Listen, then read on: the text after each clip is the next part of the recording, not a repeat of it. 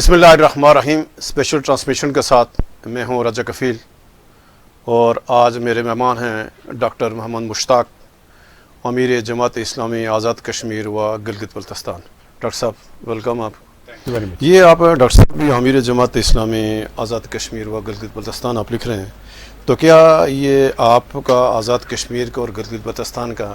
ایک ہی set up ہے جماعت کا؟ بسم اللہ الرحمن الرحیم. جماعت اسلامی آزاد جموں کشمیر و گلگت بلتستان 13 جولائی 1974 کو قائم ہوئی، اور قیام کے اول دن ہی سے اس کا جو دائرہ کار طے پایا وہ جماعت اسلامی آزاد جموں کشمیر کے سارے اضلاع بشمول گلگت بلتستان، یعنی دونوں ڈویژن گلگت اور بلتستان کے ڈویژن کے سارے، اور اس کے علاوہ جو مہاجرین ہمارے مقیم پاکستان ہیں ان پر اس کا دائرہ کار ہے.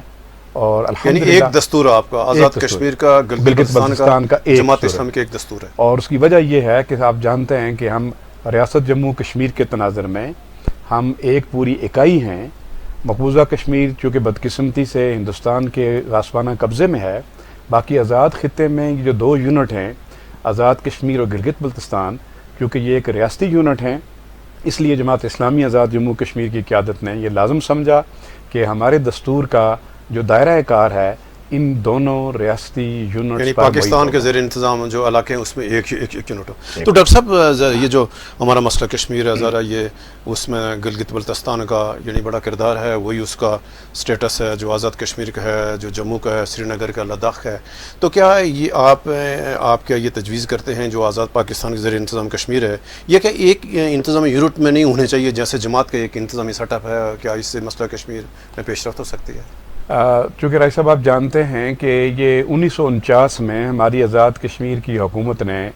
حکومت پاکستان کے اس وقت کی حکومت پاکستان سے یہ معاہدہ کر کے، چونکہ یہ بہت وسیع و عریض علاقہ ہے رقبے کے اعتبار سے، آبادی تھوڑی ہے، ڈسٹینس بہت زیادہ ہے، ایڈمنسٹریٹولی شاید اس وقت کی حکومت کے لیے ممکن نہیں تھا کہ اس پہ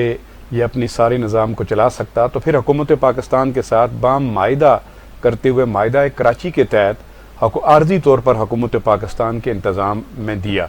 اور میں سمجھتا ہوں کہ اس طرح کے معاہدے کے بعد کوئی ریاستی جو ہمارا مسئلہ ہے کشمیر ہے اس کے تناظر میں جو ہماری ریاستی ایڈمنسٹریشن جو ہے اس کا کوئی مسئلہ نہیں پیدا ہوتا، بلکہ یہ اسی طرح مسئلہ کشمیر کے لیے ایک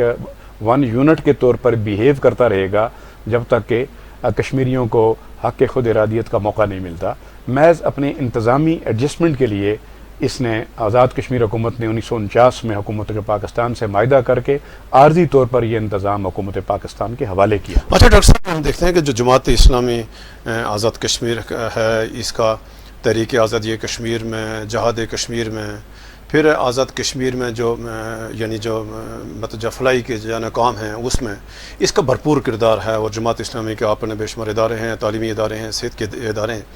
جبکہ دوسرا جماعت اسلامی کا جو سیاسی کردار ہے، سیاسی کردار اس طرح نہیں ہے جس طرح کے ساتھ یعنی باقی قوموں میں جماعت اسلامی کردار ہے. 1996 کے الیکشن میں صرف اس وقت صرف ایک ہی سیٹ یعنی جماعت اسلامی جیت سکی. تو آپ کیا میں ہمارے ناظرین کو یہ بتانا پسند کریں گے کہ جماعت اسلامی جس طرح کے ساتھ باقی شعبوں میں اس کی گراں قدر خدمات ہے، لوگ اس کو سراہتے ہیں، تو سیاسی رول میں جماعت اسلامی وہ یعنی وہ کردار اس کا کیوں نہ بن پایا؟ بہت مزیدار سوال ہے راج صاحب آپ کا. آپ جانتے ہیں کہ 1947 کے بعد جب ہماری آزاد ریاست وجود میں آئی تو اس وقت جو پرو پاکستان سٹانس تھا اس کو لے کر چلنے والی جو حکومتیں تھیں انہوں نے آزاد کشمیر کے بیس کیمپ میں اپنا ایک وقت گزارا، اور 1974 تک تقریباً وہ ساری جماعتیں، زیادہ تر تو مسلم کانفرنس کی حکومت رہی، اس وقت یہی تھا کہ یہی لوگ آزاد کشمیر کے اس خطے کو بیس کیمپ بنائیں گے، یہاں سے جناب اسلامی فلاحی معاشرے کے قیام کا خواب بھی یہ پورا کریں گے. لیکن دیکھا یہ گیا کہ جب بھٹو صاحب کی پاکستان میں حکومت آئی تو اس وقت آزاد کشمیر کے دو بڑے سربراہ نام، جن میں غازی ملت جناب سردار محمد ابراہیم خان صاحب تھے اور جناب KH خورشید صاحب تھے، جب ان دونوں نے بھٹو صاحب کی اپیل پر توہن یا کرہن اپنی پارٹیاں چھوڑ کر ایک الگ سے پاکستان پیپلز پارٹی آزاد کشمیر بنا کر اس میں آ گئے، اور اس طرح پھر بیس کیمپ میں جو ایک ریاستی تشخص والی ایک جدوجہد جاری تھی اس میں ایک طرح سے ایک دراڑ پیدا ہو گئی. تو اس وقت جماعت اسلامی آزاد کشمیر کے جو at the helm of affair تھے، انہوں نے سوچا کہ اب ہمیں بیس کیمپ کی نگرانی خود کرنا ہوگی، چونکہ تب تک یہ جو طبقہ آیا ہے انہوں نے حکمرانی تو کی، انہوں نے مختلف پارٹی عہدے تو لیے، ریاستی عہدے تو لیے، لیکن سیز فائر لائن جب لائن آف کنٹرول میں کنورٹ ہو رہی ہے تو اس وقت آزاد کشمیر کی قیادت کا جو رول ہونا چاہیے تھا اس حوالے سے وہ نظر نہ آیا۔ اسی طرح جب شملہ معاہدے کے تحت کشمیر کو انٹرنیشنل لیول سے اٹھا کر بائی لیٹرلزم کی بھین چڑھایا گیا تو اس وقت بھی کشمیری قیادت جب کھڑے ہونے کے بجائے انہوں نے بھٹو صاحب کی طرف سے جناب ان کی پارٹیاں ہی جوائن کرنے کا اعلان کر دیا، تب اس وقت حالات کی شدید ضرورت تھی کہ جناب ایک ایسی جماعت بنائی جائے کہ جو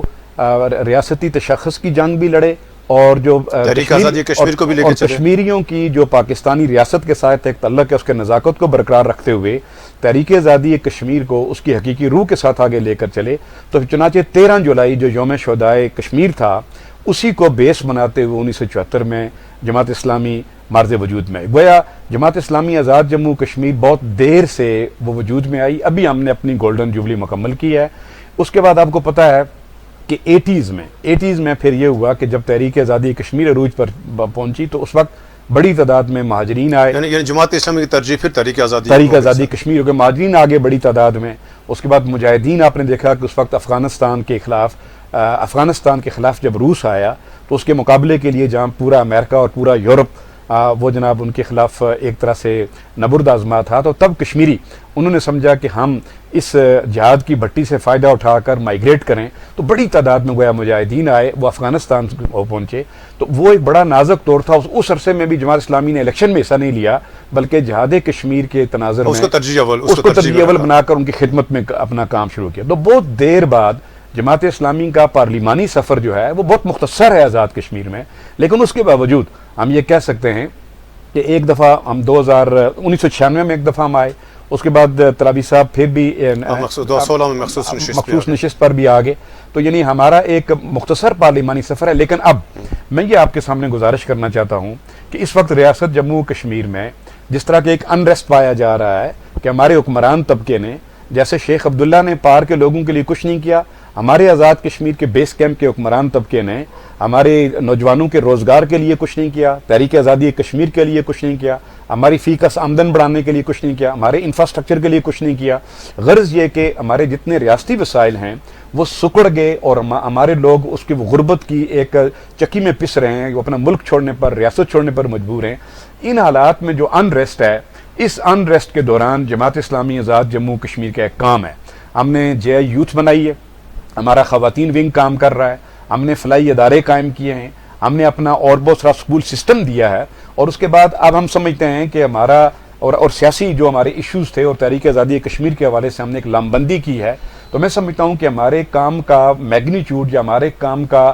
کہنا چاہیے کہ ڈائمینشنز اور ہمارے کام کا جو دائرہ کار ہے وہ اتنا وسیع ہے کہ انشاءاللہ العزیز جو آنے والا الیکشن ہے اس میں جماعت اسلامی ریاست کے مخصوص تناظر میں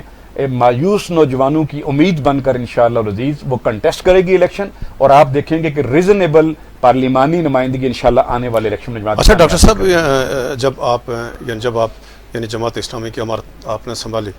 تو اس سے پہلے کوئی جماعت اسلامی آزاد کشمیر میں جو اختلافات تھے بالخصوص 2021 کے الیکشن کے بعد ایک ایسے حالات پیدا ہوئے، تو کیا وہ جو جماعت کے اندرونی معاملات تھے کیا وہ سارے حل ہو گئے ہیں؟ ابھی جماعت اسلامی کہ جو شورا ہے نیچے جو سیاسی جتنی کمیٹی ہیں، کیا سب وہ معاملہ حل ہو گیا جو چھوٹی بہتی کہیں اختلافات تھے جماعت کے اندر؟ آپ سمجھتے ہیں، وہ بہت اچھی طرح جانتے ہیں کہ جماعتوں میں اور بطور خاص سیاسی جماعتوں میں چھوٹا موٹا جو اپنے اصولی اور نظریاتی اور اس طرح کے اختلافات کی بنیادیں چلتی رہتی ہیں، لیکن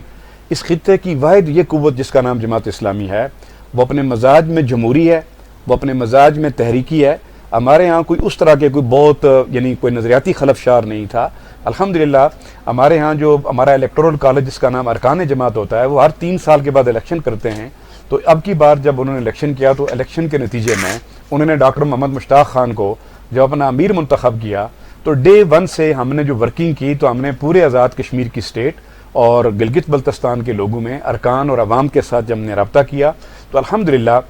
ہماری تحریک جو ہے وہ اپنے اصلی جو اس کا نصب و لین ہے، جو اس کا ہدف ہے، اس کے لیے یکسو ہے، ہمیشہ کی طرح پہلے سے بھی زیادہ بہتر انداز سے الحمدللہ ہمارے یہاں کوئی اختلاف نہیں ہے. ہم ہماری ایک سینٹرل ایگزیکٹو ہے جس کو ہم مرکزی شورا کہتے ہیں، وہ باضابطہ اس کا الیکشن ہو چکا ہوا ہے. ہمارے ضلعوں کی جو تنظیم ہے وہ بن چکی ہوئی ہے. ہمارے شعبہ جات کی جو ساری باڈیز ہیں وہ مکمل ہیں، اور ہم اپنے اپنے ٹارگٹس پورے سال کے بنا کر اس کے اچیومنٹ میں ہماری ٹاپ ٹو باٹم ہر رینک اینڈ فائل کا بندہ کام کر رہا ہے. اور الحمدللہ پوری یکسوئی اور پوری مزاجی اور پوری مزاج کے ہمانگی کے ساتھ ہماری تنظیم اس وقت جو ہے وہ کار فرما ہے، اور انشاءاللہ عزیز وہ اپنے اہداف کے اصول میں کامیاب ہو. اچھا ڈاکٹر صاحب، ابھی ہم آتے ہیں جو تحریک آزادی کشمیر ہے اور جو آپ کا کہ جماعت کا بھرپور کردار ہے، تو میرا سوال یہ ہے کہ جو یعنی جہاد کشمیر جب یعنی 77 سالوں میں جو یعنی جہاں کشمیر نے لاکھوں قربانیاں دی، ہندوستان اور پاکستان کے درمیان 3 جنگیں ہوئی، اور مذاکرات کا بھی ایک طویل دور ہے دونوں ممالک کے درمیان. جو جنگوں کے دوران بھی، جہاد کے دوران بھی مسلح کاری میں مسئلہ کشمیر میں کوئی پیش رفت نہیں ہوئی. ایک تو ہمارے ناظرین کو یہ بتائیں کہ مسئلہ کشمیر کے حال میں بنیادی رکاوٹ کیا ہے، اور پھر اس کو حل کرنے یعنی پہلے کیا وجوہات ہیں اور اس کو کیسے آگے بڑھایا جا سکتا ہے. میں سمجھتا ہوں کہ جو کشمیری اس اعتبار سے بہت خوش بخت ہیں کہ ان کے جو مسئلہ کشمیر ہے، اس مسئلہ کشمیر کی جو حقیقی بنیاد ہے جس کو ہم حق خود ارادیت کہتے ہیں، وہ بہت مسلمہ اصول کے طور پر پوری دنیا کے جو اس وقت آگسٹ انسٹیٹیوٹس ہیں ان سب نے تسلیم کیا ہے. سلامتی کونسل نے 1 نہیں 2 نہیں 20 کے قریب قراردادیں موجود ہیں. اسی طرح جناب دنیا کا کوئی اور ایسا ادارہ نہیں ہے جو اس مسئلے کو متنازع مسئلے کی حیثیت سے قبول نہ کرتا ہو. تو میں سمجھتا ہوں کہ جب تک دنیا میں عدل موجود ہے، انصاف موجود ہے، اقوام متحدہ کا وجود موجود ہے، تو مسئلہ کشمیر کے حل ہونے کے پورے امکانات موجود ہیں. یہ ایک تاخیر کیوں ہے، کیوں نہیں ہو سکا؟ البتہ یہ بات بڑی درست ہے کہ ٹائم بہت لیا ہے. ہمارے انٹرنیشنل انسٹیٹیوٹس نے اس مسئلے کو حل کرنے میں ٹائم بہت لیا ہے، اور اس پہ بڑی تشویش بھی ہے، اور ہمارے ہاں ہر طبقہ فکر میں اور ہر آبادی کے ہر حصے میں ایک اضطراب بھی ہے. یہ اپنی جگہ بات ہے، لیکن ایک سچی اور بڑی واضح حقیقت یہ ہے کہ آپ یہ مسئلہ کشمیر جب اقوام متحدہ میں پیش ہوا تو 2 فریق کشمیریوں کے ساتھ ہیں. ایک کا نام انڈیا ہے، ایک کا نام پاکستان ہے. انڈیا سے ہماری جنگ ہے، اور انڈیا کے ہاتھوں پر ہمارا خون لگا ہوا ہے، اور پاکستان واحد وہ ملک ہے یا وہ ریجن ہے جہاں سے ہمیں تازہ ہوا کا جھونکا ملنے کی امید ہے. اور اسی لیے ریاست پاکستان کے بانی نے اولین وقت میں کشمیر کو اپنی شارک بھی قرار دیا. لیکن وقت کے گزرنے کے ساتھ ساتھ پاکستان کے ساتھ کچھ ایسے حوادث پیش ہوئے. آپ نے دیکھا کہ 1971 میں پاکستان کا ایک حصہ جس کو مشرقی پاکستان کہتے ہیں، وہ اپنوں اور غیروں کی مشترکہ سازش سے وہ کاٹ کر الگ کر دیا گیا، اور پاکستان ایک بہت بڑے ڈیبیکل سے اسے گزرنا پڑا. اور اس کمزور پاکستان کے بعد اس کی کمزوری کا سفر رکا نہیں ہے. ابھی معاشی اعتبار سے، سیاسی اعتبار سے ایک انتہا درجے کے عدم استحکام کا شکار ہوا، بطور خاص 9/11 کے بعد، جو دنیا میں پورے اسلامی ممالک کے خلاف بالعموم لیکن پاکستان کے خلاف بالخصوص جو ایک پوری استعمار کی ایک کوشش کاوش ہے، تو اس میں صاف ظاہر ہے پاکستان مضبوط ہوگا تو یہ مسئلہ کشمیر کی حل کی ضمانت ہوگی. پاکستان کی کمزوریوں کی وجہ سے، اور پاکستان کی ایک تو اسٹریٹجیکلی کچھ کمزوریاں آئی ہیں اور کوئی ملیٹریلی کچھ کمزوریاں آئی ہیں، لیکن اس کے ساتھ ساتھ کچھ کمزوریاں سیاسی بنیادوں پر آئی ہیں، اور وہ یہ کہ ریاست پاکستان کو لے کر چلنے والی حکومتوں سے غفلت ہوئی ہے. اس کے وزارت خارجہ سے وہ والا کردار ابھی تک ادا نہیں ہوا جو کشمیریوں کے لیے ہونا چاہیے تھا. اس تساہل کی وجہ سے میں سمجھتا ہوں کہ کشمیر کا مسئلہ اس وقت جو ہے وہ بیک برنر پر چلا گیا ہوا ہے. اس میں کوئی شک نہیں. اچھا ڈاکٹر صاحب، ابھی ہم آتے ہیں کہ جو 5 اگست 2019 کو جو ہندوستان نے اقدام اٹھایا مسئلہ کشمیر پر، اقوام متحدہ کی قراردادیں ہندوستان اور پاکستان کی طرف 2 طرفہ معاہدے، تمام جو ایون کے جو ہندوستان کا دستور ہے، قانون ہے، اس کو بلڈوز کرتے ہوئے مودی نے 5 اگست 2019 کو یک طرفہ فیصلہ کر کے تو اپنا اس کو جو زیر انتظام کشمیر اپنے اندر جو مرج کر دیا. اس یعنی 2019 5 اگست 2019 سے لے کر آج تک 5 سال سے زائد ہو گئے ہیں، تو نہ تو حکومت پاکستان کوئی یعنی قدم اٹھا سکتا، نہ کشمیریوں کو کوئی اجتماعی جانے کاوش ہو سکی، بجائے کرنے کہ پھر 2021 کو ہندوستان پاکستان کے درمیان DGMOs کی بنیاد پر سیز فائر ہو گیا. تو آپ کیا دیکھ رہے ہیں کہ 5 اگست 2019 کے بعد پہ ابھی مسئلہ کشمیر کی کیا پوزیشن ہے، اس فیصلے کے بعد پھر کیسے آگے بڑھا جا سکتا ہے؟ میں سمجھتا ہوں کہ 5 اگست 2019 کی جتنی بھی مذمت کی جا رہا ہے سب وہ کم ہے، اس لیے کہ دنیا کے بین الاقوامی مسلمہ قوانین کی جب کانٹیکس میں ہم مودی رجیم کے اس فیصلے کو دیتے ہیں یہ انتہائی قابل مذمت ہے. لیکن میں بطور ایک سیاسی کارکن کے آج آپ کو اس بات کا پتہ دیتا ہوں کہ مودی رجیم کی اس پوری جدوجہد کے پیچھے ایک ڈر ہے جو اس کے یہاں ہے, وہ یہ کہ وہ کہیں اپنے طور پر مودی رجیم کی کیلکولیشن یہ ہے کہ وہ کشمیریوں کے ریزالو یا کشمیریوں کے عزم کو, آزادی کے عزم کو وہ سرد کرنے میں تمام تر مظالم کے باوجود ناکام رہا ہے, لہٰذا وہ کشمیریوں کے حق میں حق کے خود ارادیت کے انعقاد یا استصواب رائے کے انعقاد کے دن کو نوشتہ دیوار سمجھ رہا ہے, اور اس کو وہ بہت اچھی طرح یقین کرتے ہوئے کوشش کر رہا ہے میں ڈیموگرافی کشمیریوں کی چینج کروں, اور اس کانسٹیٹیوشنل کو کے ذریعے میں جتنے ہندو ہیں ہندوستانی لوگ ان کو میں جناب سری نگر میں اور کشمیر میں ان کے ڈومیسائل اور وغیرہ وغیرہ بنا کر ان کو کشمیر کا باشندہ بنا دوں, تاکہ جناب کل اگر استصواب رائے ہوتا ہے تو میں جناب مسلم اکثریت کو مسلم اقلیت میں کنورٹ کر سکوں. یہ ایک مجھے ڈر نظر آتا ہے, مودی رجیم کی بوکھلاہٹ نظر آتی ہے اس فیصلے کے پیچھے. لیکن جو کچھ بھی ہے اس وقت جو سینیریو ہے پورے کشمیر کے اندر, اس کا جو نوجوان ہے, اس کا جو شہداء کا جو ایک میں کہنا چاہیے کہ اثاثہ رکھنے والی جو فیملیز ہیں,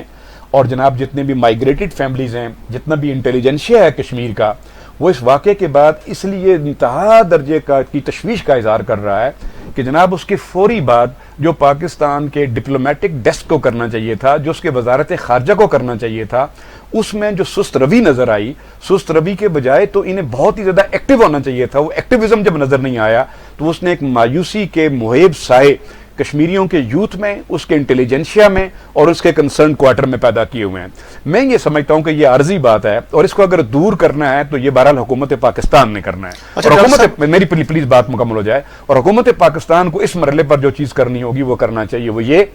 نمبر 1 اسے یہ بات کرنی چاہیے کہ جناب جو آپ کا فارن ڈیسک ہے بطور خاص جو آپ کا وزیر خارجہ ہے, اس وزیر خارجہ کو جہاں اور بہت زیادہ سفارتکاری کر رہے ہیں, تو ہم سمجھتے ہیں کشمیری قوم یہ سمجھتی ہے کہ اب یہ بڑا بر وقت فیصلہ ہوگا حکومت پاکستان کا کہ وہ ایک نائب وزیر خارجہ کا, مستقل نائب وزیر خارجہ کا تقرر کرے جو صرف کشمیر ایشو کو ڈیل کرے. اسی طرح دنیا بھر میں جتنے ڈپلومیٹک ان کے سینٹرز ہیں اس میں کشمیر ڈیسک کا قیام عمل میں لا کر جتنا ڈائسپورا, کمپیٹنٹ ڈائسپورا کشمیری ہے, ان کو انوالو کرتے ہوئے کشمیر کے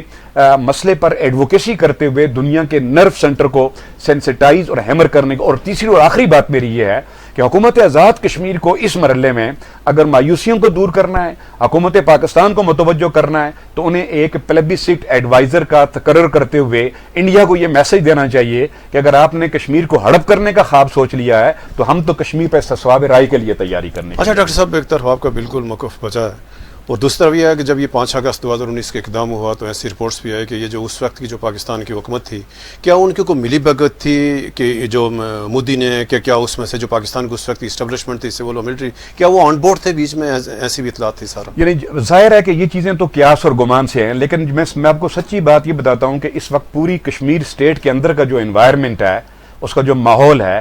جو ہمارے آبادی کی جو ایک غالب آبادی کی جو ایک سوچ ہے وہ یہ ہے کہ اگر مودی رجیم نے یہ سٹیپ لیا اور اس کے بعد پاکستان کے ڈپلومیٹک ڈیسک پر وہ ایکٹیویزم نظر نہیں آیا تو کہیں یہ شک پیدا ہو رہا ہے کہ کہیں ان کی ملی بھگت سے یہ بات تو نہیں ہو گئی ہے. اس کو دور کرنے کے لیے پاکستان کو, لہذا اس کو دور کرنے کے لیے پاکستان حکومت جو بھی ہے اس پر یہ لازم ہے کہ وہ یہ سٹیپ لے تاکہ جناب یہ جو مایوسی کے سائے ہیں کشمیریوں سے یہ دور ہوں. اچھا ڈاکٹر صاحب, ابھی ہم آتے ہیں کہ ایک تو جو حکومت پاکستان نے کردار ادا کرنا ہے, حکومت آزاد کشمیر کا ہے, ہم آتے ہیں جو اس ٹائم جو کشمیری قیادت ہے, یعنی جو کشمیر کی تقسیم کے بعد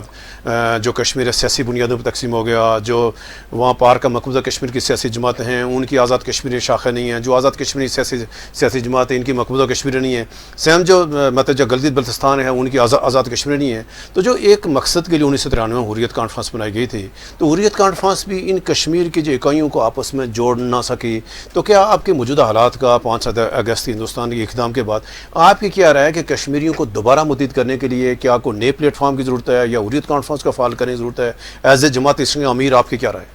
میں سمجھتا ہوں کہ جس وقت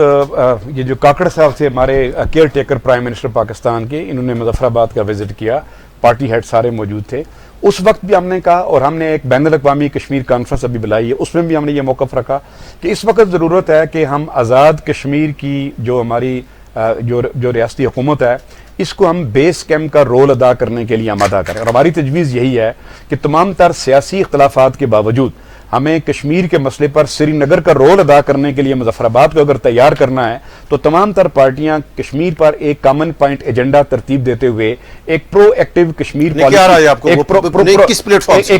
کشمیر پالیسی کی تشکیل کے لیے کرے. لہٰذا جو وقت کے وزیر اعظم ہے انہوں نے اس وقت ایک انیشیٹو بھی لیا تھا کہ جی ہم ایک کشمیر لبریشن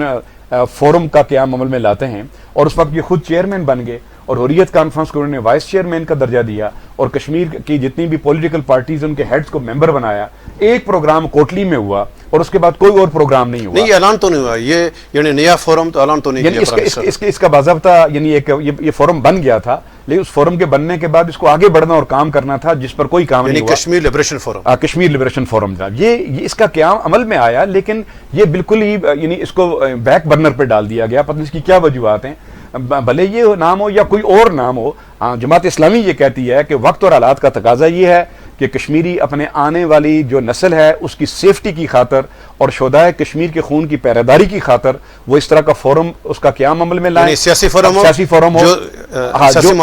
جو جناب ایک تو آزاد کشمیر کی پوری بستی اور آبادی کو جناب وہ کشمیر کے لیے وائس بنائیں, اور 25 کروڑ عوام جو پاکستان کے ساتھ جو پاکستانی عوام میں کشمیر خط قلبی لگاؤ رکھتے ہیں ان کی جناب اس محبت کو وہ میٹیریلائز کرتے ہوئے جو وقت کی جو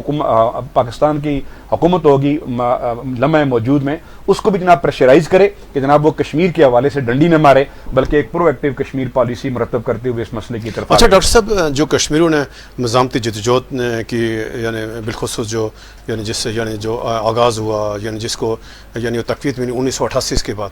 تو یعنی 2001 کے بعد جب یہ افغانستان کا واقعہ ہوا تو جو جہاد کشمیر تھا, کشمیر کے مزاحمتی جدوجہد تھا, اس کو ذرا اس سے جب مطلب پیچھے ہٹا گیا, تو کیا آپ امیر جماعت اسلامی حیثیت سے موجودہ جو حالات ہیں ان یعنی گزشتہ تقریباً 2 ادائیوں کے بعد سارے تجربات کو دیکھیں, کیا جو سیاسی حالات ہیں موجودہ, کیا ابھی وقت نہیں آ گیا کشمیری کو دوبارہ مزاحمت کا راستہ اختیار کیا کہ ہندوستان تو بات چیت کے لیے تیار نہیں ہے؟ جب ہندوستان بات چیت کے لیے تیار نہیں ہے تو پھر کیسے مسئلہ حل ہوگا تھا؟ کیا ایسا اس آپشن پر غور کیا جا سکتا ہے؟ بالکل جی, دنیا بھر میں جہاں کہیں بھی کوئی سیاسی جدوجہد جاری ہے, سیاسی جدوجہد اس وقت تک نتیجہ خیز نہیں ہوتی جب تک اس کی پشت پر ایک عسکری جدوجہد بھی نہ ہو. اقوام متحدہ کا چارٹر کشمیریوں کو اپنی آزادی کی خاطر ہر حق دیتا ہے, لہٰذا میں اس بات کا جماعت اسلامی پوری طرح کنونسڈ ہے اس بات پر کہ جہاں ہم ایک سیاسی جدوجہد کریں گے, سفارتی محاذ پر ہم کوشش کریں گے, اس سیاسی اور سفارتی محاذ کی پشت پر جب تک ہم ہندوستانی مظالم کے خلاف اور جو 10 لاکھ آکوپائنگ فورس ہے اس کے خلاف جب تک ہم اپنی تحریک مزاحمت کو اور اپنی عسکریت کو جب تک ہم آگے نہیں بڑھائیں گے تو ہماری سفارتکاری اور ہماری سیاستکاری وہ کبھی بھی نتیجہ خیز نہیں ہوگی. یعنی سیاست اور سفارتکاری کامیابی کے لیے یعنی ناگزیر ہے کہ ہم دوبارہ مزاحمت کا راستہ اختیار اس لیے کہ ہندوستان اس کے علاوہ کوئی اور زبان سمجھنے کے لیے تیار ہی نہیں. اچھا ڈاکٹر صاحب, ابھی ہم آتے ہیں آزاد کشمیر جو تحریک آزادی کشمیر کا بیس کیمپ ہے, اور سب لوگ دعوے دار ہیں کہ اس کو یعنی 24 اکتوبر 1947 کو جس مقصد کے لیے آزاد کشمیر حکومت قائم کی گئی تھی, پہلے تو یہ بتائیں کہ یہ جو حکومت قائم ہوئی تھی جس مقصد ہے, کیا وہ مقصد پورا ہو سکا, اور کیا جو بیس کیمپ کی حکومت بنی تھی کیا وہ اپنے تقاضے پورے کر پائی ابھی تک؟ مجھے سخت مایوسی ہے اس بات کا اظہار کرتے ہوئے کہ ہم گزشتہ 76 سالوں میں آزاد کشمیر کو حقیقی بیس کیمپ کا رول دینے میں بری طرح ناکام ہوئے, بلکہ اس کے برعکس ہم نے آزاد کشمیر کے اس پورے خطے کو جو ایک جنت نظیر خطہ تھا اس کو ہم نے برادریزم کی بھین چڑھایا, اس کو ہم نے سیاسی کشمکش اور پولرائزیشن کی اماجگاہ بنایا, اور ہم جو حقیقی ہمارا مسئلہ تھا کہ ہم اپنے گھر کے ان 2-4 کمروں میں جس کا نام مقبوضہ کشمیر ہے اس میں آکوپائنگ فورس کے لیے ہم ایک تھریٹ بنتے, اس کے لیے کوئی روڈ میپ بناتے, اس کو بالکل بھول بھال کر اس وقت ہم اقربا پروری, اس وقت ہم ہر طرح کا ظلم اور استحصال کرنے, اور اس وقت ہم برادریوں میں اور ہر طرح کی عصبیت میں اس علاقے کو ہم نے منتقل کر کے رکھ دیا, اور بیڈ گورننس کی اور کرپشن کی ہم نے اماجگاہ بنا کر رکھ دیا. اس پر مجھے سخت مایوسی ہے. اس کے لیے کیا حل ہے؟ یعنی آپ یعنی گزشتہ یعنی اس کے لیے یعنی جو کچھ یعنی بالخصوص جو 1 سال سے جو کچھ آزاد کشمیر ہو رہا ہے کہ وہاں جو سیاسی جماعتیں ہیں ان کا رول بالکل ختم کر دیا گیا ہے, اور یعنی جو سیاسی آزاد کشمیر تمام سیاسی قیادت ان کے غیر فعالیت کی وجہ سے وہ جو ایکشن کمیٹی ہیں گاؤں کی چھوٹی سطح پر ہے، یعنی لوگوں نے جو سیاسی فیصلے ہیں انجمن تاجران کے پاس آ گئے. تو یہ جو گزشتہ 1 سال سے جو کچھ آزاد کشمیر ہوا، جس کے نتیجہ میں ایکشن کمیٹیاں بنی، آزاد کشمیر میں افرتفری ہوئی ہے، انتشار پیدا ہوا، اور جو پاکستان مخالف ایک بیانیہ کو یعنی اس کو جو تقویت مل رہی ہے، تو یہ کیوں ہوا اور اس کا کون ذمہ دار؟ میں سمجھتا ہوں کہ اس تمام تر حالات کی ذمہ دار آزاد کشمیر کی برسر اقتدار سیاسی قیادت ہے. آپ کو پتہ ہے کہ اس وقت نون لیگ بھی ہمارے حکومت کا حصہ ہے، حکومت کا حصہ ہے، پیپلز پارٹی بھی حصہ ہے، پی ٹی آئی کا جو اولی حکومت بنی تھی وہ بھی اس کا حصہ ہے. اور یہی at the helm of affair جو قوتیں ہیں یہی اس بات کی ذمہ دار ہیں چونکہ ریاست کے اندر یہ گڈ گورننس دینے میں بہت بری طرح ناکام ہو گئی ہیں. 53 کا ایوان ہو، 53 کے ایوان میں مور دین 30 لوگ جب پورٹ فولیو ہولڈرز ہو جائیں، وہ اپنی ذات سے اوپر نہ نکلیں اور عوام آٹے کے لیے دربدر ہو اور ان کے بجلی کے بل کے لیے ایڈجسٹمنٹ کے لیے کوئی مذاکرات کرنے کے لیے تیار نہ ہو، تو گویا حالات نے اس بات کی چگلی کھائی ہے. یعنی تمام سیاسی جماعتیں ذمہ دار ہیں کہ ہمارے ہاں جو تمام سیاسی جماعتیں، مقتدر سیاسی جماعتیں وہ بہت بری طرح ناکام ہوئی ہیں، جس کی وجہ سے لوگ جو ہے وہ دربدر ہو کر اس کیفیت کو نکلیں. حالات کا تقاضا ہے کہ جناب آزاد کشمیر کی جو اتنی بڑی کابینہ ہے اس کو مختصر ترین کرتے ہوئے عدل اور انصاف کا اور میرٹ کا نظام لایا جائے، اور جناب بغیر اس بات کے کہ کون کس برادری سے ہے، کون کس ضلع سے ہے، لوگوں جو ہمارے نوجوان ہیں ان کو روزگار دیا جائے. اور راج صاحب جو بڑی اہم بات میں آپ سے کرنے لگا ہوں اور وہ یہ ہے کہ ہمارا جو اس وقت جو بجٹ ہے ٹوٹل جو ترقیاتی بجٹ وہ 44 بلین 44 ارب روپیہ، یہ بہت ناکافی ہے ہمارے آزاد کشمیر کے پورے ترقیاتی سٹرکچر کو سہارا دینے کے لیے. اس کے لیے ضروری تھا کہ ہم آزاد کشمیر کی قومی آمدن کو بڑھائیں. اس میں ٹورزم تھا، اس میں ہماری فارسٹری اینڈ منرلز تھی، اس میں ہمارے یہاں ہائیڈرو الیکٹرک ہے، ہمارا نیچرل ریسورسز سے بڑھا ہوا علاقہ. لیکن ہماری جتنی بھی اس وقت کی جو سیاسی قیادتیں ہیں، یہ سیاسی قیادتیں حکومت میں آنے کے باوجود یہ آزاد کشمیر کی قومی آمدن بڑھانے کا خواب پورا نہیں کر سکی، اس کمپیٹنسی کا یہ مظاہرہ نہیں کر سکی، جس کی وجہ سے حالات افراتفری کا شکار ہیں عوام. اور عوام ان کی ناکامی کی وجہ سے کسی اور کی طرف انگلی اٹھا رہے ہیں، اصل انگلی ان کے خلاف اٹھنی چاہیے. اچھا ڈاکٹر صاحب، جو جماعت اسلامی کا نام ہے، تو جماعت اسلامی کی پوری جو تاریخ ہے پاکستان میں آزاد کشمیر کو مزاحمت کیا ہے کہ جماعت اسلامی ظلم کے خلاف کھڑی جاتی ہے، اور عوام کو جماعت اسلامی پر یہی ہے کہ یعنی جماعت اسلامی ابھی جو ایکشن کمیٹیوں نے جو آزاد کشمیر میں یعنی جو احتجاج ہوا، تو پہلے تو جماعت اسلامی نے ان کی تحریک کی حمایت تو نہیں کی لیکن ان کے جو مطالبات کی حمایت کی. تو یہ جو عوامی ایکشن کمیٹیوں کی جدوجہد ہوئی ہے، کامیاب ہوئی ہے، پھر جا کر اس طرح میرا سوال آپ سے یہ ہے کہ اس ایکشن کمیٹی کے احتجاج کے دوران مظفر آباد میں ناخوشگوار واقعہ ہوا، 3 بیگناہ لوگ مرے، اور افسوسناک بات یہ ہے کہ ابھی تک نہ تو ان کے یعنی کسی کے خلاف مقدمہ درج ہوا، نہ کوئی انکوائری ہوئی، سارے معاملے کو دبا دیا گیا. تو اس سے ظاہر نقصان ہوا، بھارت کو پروپیگنڈا ملنے مطلب وہ کرنے کا جو موقع ملا. اس جو ایکشن کمیٹیوں کے معاملات اور جو کچھ اس کا جو ڈراپسن ہوا، آپ اس کو کس نظر میں دیکھ رہے ہیں؟ میں آپ کو پہلے ہی بات گزارش کروں کہ جب سے ایکشن کمیٹی نے اپنے مطالبات کی ایک فہرست پیش کی، ہم نے ان مطالبات کا بغور جائزہ لیا. اس میں جتنے جائز جینرل مطالبات تھے ان کی ہم نے حمایت کی، اور ہم نے صرف ان کی حمایت صرف نہیں کی بلکہ حکومت وقت کو بطور پارٹی ہیڈ میں نے پریس کانفرنس کرتے ہوئے متوجہ کیا کہ آزاد کشمیر کے عوام کے جو جائز مطالبات ہیں یہ اتنے زیادہ نہیں ہیں کہ جس کو آپ حل نہ کر سکتے ہوں، یہ آپ کے دائرہ کار میں آتے ہیں، ان کو آپ حل کریں. ہم نے حکومت کو بھی متوجہ کیا، لیکن مجھے سخت تشویش ہے کہ جس طرح کے اس سارے کے سارے معاملے کو وائنڈ اپ کیا گیا کہ 4 قیمتی جانوں کا ضیاع ہوا. اور اس موقع پر بھی میں نے پریس کانفرنس کرتے ہوئے جماعت اسلامی نے اس بات کا مطالبہ کیا کہ ایک جوڈیشل کمیشن بناتے ہوئے جو سارے واقعے کی باقاعدہ چھان بین کی جائے، اور جو اس کے جناب یعنی قصوروار ہیں ان کو قرار واقعی سزا دی جائے، اور جتنے بھی مرحومین ہیں ان کو جناب ان کے متعلقین کے ورثاء کو ایک جائز کمپنسیشن دیا جائے، ان کو معاوضہ دیا جائے. یہ سارے مطالبات اور باقی مطالبات کا نوٹیفیکیشن کیا جائے. ہم ابھی بھی جتنے بھی لوگ قتل ہوئے یا شہید ہوئے ان کے لیے بالکل ہم دعائے مغفرت بھی کرتے ہیں، اور ہم حکومت وقت سے ابھی بھی مطالبہ کرتے ہیں کہ جناب اس واقعے کے جو اصل مجرم ہیں ان کو آئیڈینٹیفائی کرتے ہوئے عدل و انصاف کے تقاضے پورے کرتے ہوئے قرار واقعی سزا دی جائے، تاکہ لوگوں میں ایک اشتعال کے بجائے ایک امن کی کیفیت کی. اچھا ڈاکٹر صاحب، ابھی پاکستان کیونکہ آزاد کشمیر کا جو سارا جتنے معاملات ہیں یا جو کشمیریوں کی نظریں پاکستان کی طرف ہیں، اس وقت پاکستان تاریخ کے بدترین معاشی بحران سے ہے، سیاسی بحران سے ہے. تو جماعت اسلامی پاکستان نے کل سے پورے پاکستان سے اسلام آباد کی طرف لانگ مارچ کا اعلان کر رکھا ہے، اور جو حافظ نعیم الرحمان صاحب ہیں انہوں نے اسلام آباد میں دھرنے کا اعلان کیا ہے. تو یہ جو کچھ پاکستان یعنی جس طرف وہ جا رہا ہے کہ جس طرح کے ساتھ بجلی کا بحران ہے، بجلی جس طرح کے ساتھ بجلی مہنگی جا کر دی گئی ہے، گیس مہنگی کر دی ہے، تو پاکستان میں جو سیاسی بحران ہے، جو معاشی بحران ہے، اس کی کیا وجوہات ہیں، اور اس قابل ایک سیاسی کارکن کی حیثیت سے آپ کی کیا رائے؟ میں سمجھتا ہوں کہ جو پاکستان کے بارے میں ہمیشہ کشمیریوں کو یہ دعا رہے گی کہ اللہ پاکستان کو سیاسی اعتبار سے استحکام نصیب فرمائے، اللہ پاکستان کو معاشی اعتبار سے بھی مستحکم کرے، اللہ پاکستان کو ملیٹریلی بھی اور دفاع کے نقطہ نظر سے بھی مضبوط کرے. کیونکہ ان سارے پہلوؤں کا جو مضبوط پاکستان ہے وہ کشمیر کی آزادی کی ضمانت اور نوید ہے. اس لیے ہر جماعت اسلامی کا جو قائد اور کارکن وہ کراچی سے لے کر جناب خپلو اور بھمبر تک وہ اس بات کا بے خواہ ہے کہ پاکستان پھلے پھولے اور فلارش کرے. لیکن ہم یہ سمجھتے ہیں کہ پاکستان پر حکومت کرنے والی جو مختلف جماعتیں تھیں ان کی ناکام سیاسی پالیسیوں کی وجہ سے پاکستان کو یہ دن دیکھنا پڑ گیا کہ ہم اس وقت سیاسی عدم استحکام کا شکار ہیں، اور اس طرح معاشی بحران اتنا شدید تر ہو گیا ہے. اسی کا حل تلاش کرنے کے لیے جب مختلف جماعتیں اپنا نقطہ نظر پیش کرتی ہیں، میں حافظ نعیم الرحمان صاحب کو ہدیہ تبریک پیش کرتا ہوں کہ انہوں نے بطور خاص جو پاکستان کی بجلی کے مہنگائی کے حوالے سے بحران کی تشخیص کی ہے، اس تشخیص کی گہرائی میں جو اصل بات ہے وہ کیا ہے کہ جو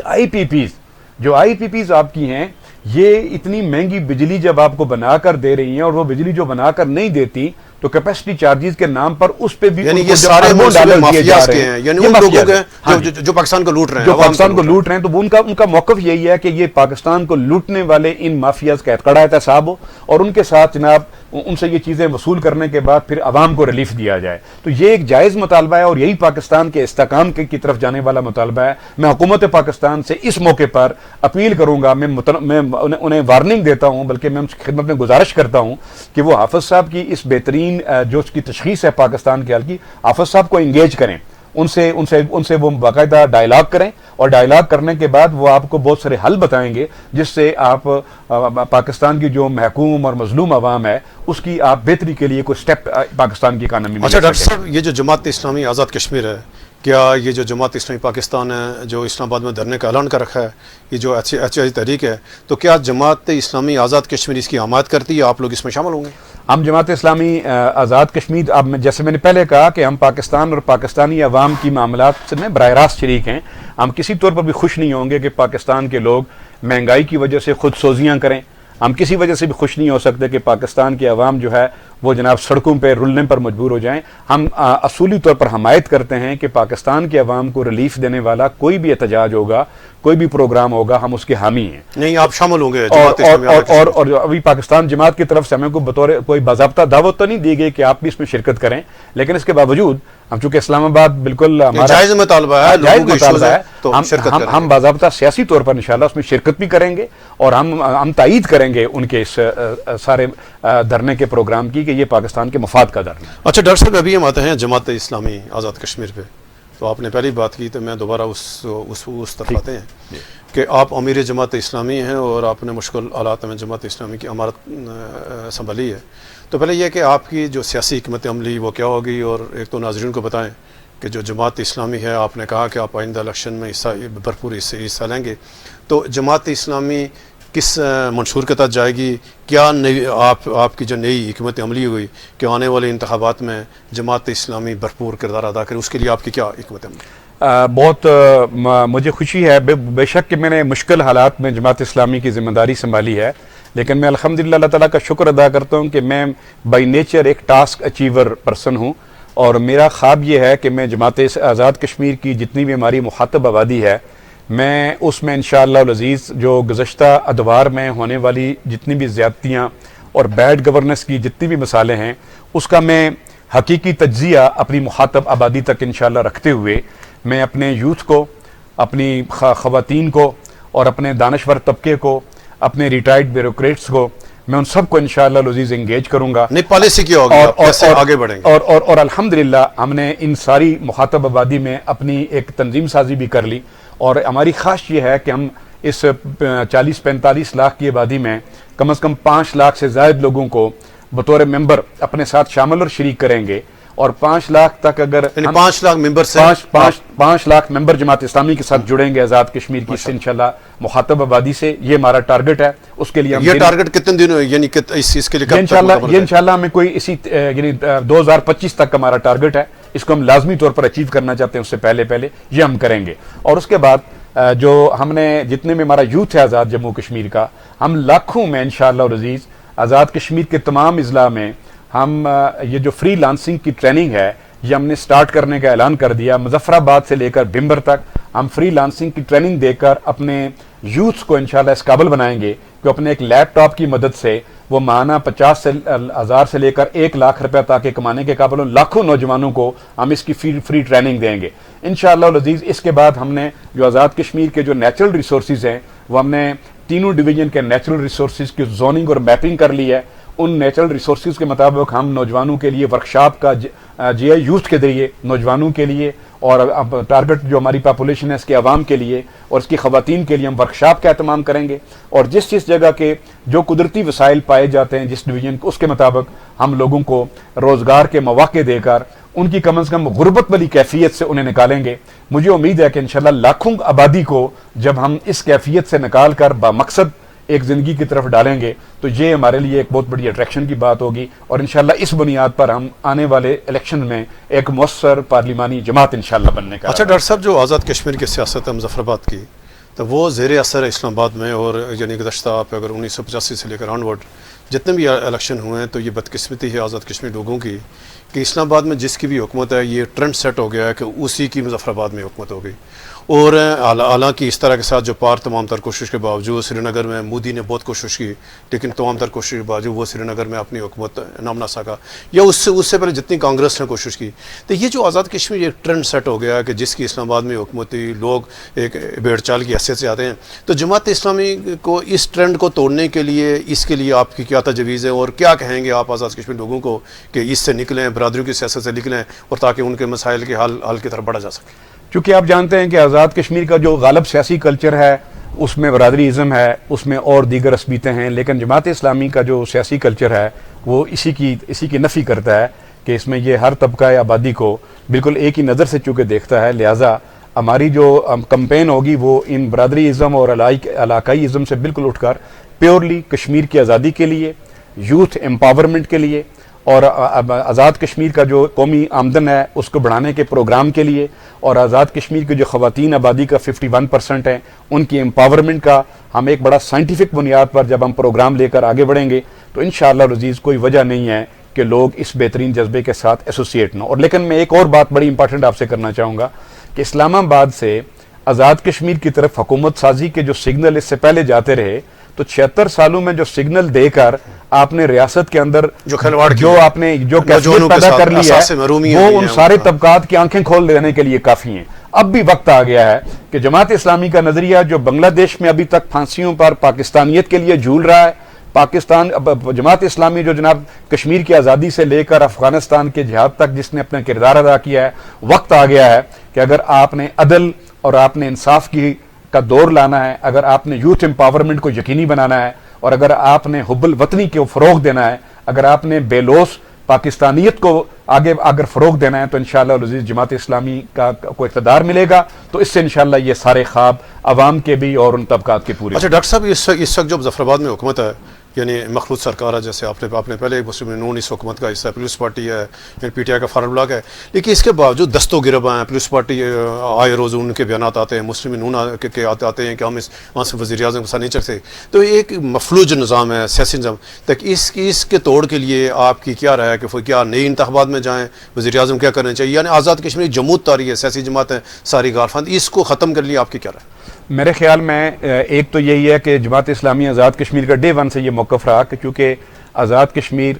مسئلہ کشمیر کے تناظر میں ایک انتہائی متنازع اور حساس حیثیت رکھتا ہے. اس میں کوئی بھی ایسا ہم کوئی سٹیپ نہ لیں کہ جس سے ہندوستان کو ہماری آزاد کشمیر کے خطے کی اس چھوٹی سی جو بھی اس کی سیاسی حیثیت ہے اس پر بات کرنے کا موقع ملے. ہماری سوچی سمجھی رائے ہے کہ جمہوری طریقے سے جو حکومت بھی بنے اس کو جمہوری طریقے سے بننے کا موقع دیا جائے، اور اس کا جو ٹینیور ہے اس کو پورا کیا جائے اور وقت پر پھر فری اور فیئر الیکشن ہو جائیں، تو وہ جو پارٹی جیتے آپ اس کو منتقل کر دیں، لیکن بغیر پاور پالیٹکس کے گملے رکھے. چونکہ آپ پہلے گملے رکھتے ہیں، گملوں میں لوگ ان کی پنیری اگاتے ہیں، پھر ان کو اقتدار دیتے ہیں، تو اس کی وجہ سے ریاست اس وقت جو ہے وہ انتہا درجے کے اضطراب کا شکار ہے. اس ڈیزائن کو آپ کو ہمیشہ کے لیے دفن کرنا ہوگا. آپ کو حقیقی یعنی اسلام آباد کا جو اثر رسوخ ہے اس کو ختم کیے بغیر لوگوں کی آزاد مرضی کے ساتھ حقیقی جمہوری انداز میں ووٹ کے حق کے مطابق جس کو ووٹ ملیں اس کو آپ جیتا ہوا ڈکلیئر کریں، اور جس کو لوگ ووٹ نہ دیں وہ ہارا ہوا ہونا چاہیے. جب تک آپ یہ طریقہ کار اختیار نہیں کریں گے تو 76 سال جس طرح آپ کے ناکام رہے، مزید ناکامی آپ کا. اچھا ڈاکٹر صاحب، ہمارے پاس وقت کیوں ختم ہو رہا ہے، آخری سوال کہ آپ کیا پیغام دیں گے؟ ایک تو آزاد کشمیر لوگ آپ کو سن رہے ہیں ہمارے پلیٹ فارم سے، دوسرا مقبوضہ کشمیر کے لوگ آپ کو جو دیکھ رہے ہیں، تو کیا کہیں گے آپ کیا پیغام دیں گے امیر جماعت اسلامی کی حیثیت سے آزاد کشمیر کے لوگوں کے لیے، آزاد کشمیر یوتھ کے لیے، اور مقبوضہ کشمیر جو لوگ آپ کی طرف دیکھیں، کیا پیغام دیں گے؟ میں سب سے پہلے تو مقبوضہ کشمیر کے اپنے محسنین سے یہ گزارش کروں گا کہ میں آپ کو یقین دلاتا ہوں کہ گو کہ آپ کی آزادی کا سفر بہت طویل ہو گیا، آپ نے اس کی قیمت بہت ادا کر دی، لیکن جب تک ہم میں سے آزاد کشمیر کے لوگوں میں سے کوئی ایک فرد بھی زندہ ہے، جب تک اس کا سر اس کے جسم پر باقی ہے، تو ہم آپ کو یقین دلاتے ہیں کہ ہم مسئلہ کشمیر کے حل تک جو ہے آرام اور چین سے نہیں بیٹھیں گے. کشمیر کی تقسیم کے کسی فارمولے کو ہم قبول نہیں کریں گے اور نہ ہی کسی کو یہ بات کرنے دیں گے، اور انشاءاللہ مقدمہ کشمیر کو اس کے حقیقی حل کی طرف جو کہ حق خود ارادیت ہے اس کے حصول تک لے کر جائیں گے. اس کے لیے پاکستان کی عوام کو، آزاد کشمیر کے عوام کو اور دنیا بھر کے کشمیری ڈایاسپورا کو انشاءاللہ آپ کی پشت پر لا کھڑا کریں گے. اور اس خون کی پہرےداری کرنا یہ ہماری فرائض میں شامل ہے، چونکہ آپ کے خون کے ساتھ ہمارا خون شامل ہے، آپ کے لاشوں کے ساتھ ہمارے لاشیں یکجہتی کا اظہار کر رہے ہیں مختلف قبرستانوں میں، اس لیے ہم آپ کو نہیں بھولیں گے اور آپ کو ہمت نہیں ہارنی چاہیے. اور انشاءاللہ یہ لاسٹ، جس طرح یہ میراتھن رنر کا لاسٹ کوارٹر بریتھ ہوتا ہے، ہسٹوریکلی میں گزارش کرتا ہوں کہ ہماری آزادی، صبح کی آزادی بہت دور کی بات نہیں ہے، اور عالمی آثار اور قرائن ہمیں بتا رہے ہیں کہ انشاءاللہ العزیز ہم بہت جلد اپنی اس حق خود ارادیت کو حاصل کرنے والے ہیں. تب تک انشاءاللہ العزیز آپ کو صبر کے ساتھ، استقلال کے ساتھ اپنی جد و جہد جاری رکھنی ہوگی، اور ہمیں آپ ہراول دستے کے طور پر اپنے ساتھ پائیں گے. آزاد کشمیر کی عوام سے میں اپیل کروں گا کہ 76 سال کے اندر پرو پاکستان کی بنیاد پر حکومتیں لینے والے لوگ وہ آج بہت بری طرح ناکام ہو چکے ہیں. وہ ریاست کے لوگوں کو آٹا نہیں دینے میں ناکام ہو گئے ہیں، وہ ریاست کے لوگوں کو پانیوں کی سرزمین میں بجلی کے بل ایڈجسٹ کر کے ان کو سستی بجلی دینے میں ناکام ہو گئے. وہ ہمارے نوجوانوں کو ان کی اہلیت اور صلاحیت کے مطابق روزگار دینے میں ناکام ہو گئے. وہ ہماری ریاست میں مواصلات کا نظام اور ٹورزم کا نظام دینے میں ناکام ہو گئے. وہ ہماری ریاست کا جو بجٹ ہے اس کو جناب 44 بلین مانگے تانگے بجٹ کے مقابلے میں اس کو 200-300 بلین تک لے جانے میں بری طرح ناکام ہو گئے. اور یہی وہ وجہ ہے کہ جس کی وجہ سے اس وقت بے روزگاری عام ہے، غربت عام ہے، عصبیت عام ہے، کرپشن عام ہے، میرٹ کی پامالی عام ہے. اگر آپ سمجھتے ہیں کہ ان ساری بیماریوں سے آپ نے نجات حاصل کرنی ہے، ایک صاف ستھرا ایک ریاستی ڈھانچہ جو بہترین گورننس عدل کے ساتھ آپ کو دے، آپ کے کشمیر کے قضیے پر بھی ایڈوکیسی صحیح انداز میں کرے، اور آپ کے نوجوانوں کو اور خواتین کو امپاورمنٹ دے، اور آپ کی جناب قومی آمدن کو بڑھائے اور اعتدال کے ساتھ پھر سارے کے سارے لوگوں کو اس میں شامل اور شریک کرے، اس کا واحد حل یہ ہے کہ اللہ کے اس دیے ہوئے نظام کو جس کا نام اسلام ہے اس کی حکومت قائم ہو جائے. اور یہی نعرہ جماعت اسلامی کا ہے. آئیے جوک در جوک اس کے ممبر بنیے، اپنی دانش کو اس کے ساتھ شامل کیجئے، اپنی صلاحیتوں کو اس کے ساتھ شامل کیجئے، تو انشاءاللہ نظام کے تبدیلی کا وہ مشکل کام پھر ہم مل جل کر انشاءاللہ کر سکیں گے. اور اس بدبودار اور متفن نظام کو جو 76 سال میں اپنی بدبو اتنی عام کر چکا ہے، اس کی گرتی ہوئی دیوار کو ایک آخری دھکا آؤ جماعت اسلامی کے شانہ بشانہ مل کر اس کو دو، تاکہ یہ نظام ہمیشہ کے لیے ختم ہو جائے اور ہم حقیقی آزادی کی صبح کو لانے میں کامیابی حاصل کریں. بہت شکریہ ڈاکٹر صاحب، آپ کو جموں کشمیر ڈیجیٹل میں ہم آپ کو شکریہ ادا کرتے ہیں. ناظرین، یہ تھے ڈاکٹر محمد مشتاق، امیر جماعت اسلامی آزاد کشمیر گلگت بلتستان. ہم نے پوری کوشش یہ ہے کہ ڈاکٹر صاحب سے جو ہم نے گفتگو کی، اس میں مسئلہ کشمیر، آزاد کشمیر، گلگت بلتستان، جماعت اسلامی کا سیاسی کردار، آزاد کشمیر کی حکومت، پاکستان کے جو مسائل ہیں، تمام مسائل کے اوپر ڈاکٹر صاحب نے کھل کر بات کی ہے. ہمیں آپ سے فیڈ بیک چاہیے، اور ہم یہ توقع کرتے ہیں کہ ڈاکٹر صاحب نے جو کمٹمنٹ کی ہے کشمیر کے لوگوں کو بھی چاہیے وہ ڈاکٹر صاحب کو ساتھ دیں. کل تک اجازت دیں، انشاءاللہ ہم ڈاکٹر صاحب کو دوبارہ بلائیں گے. تب تک اجازت دیں. اللہ حافظ.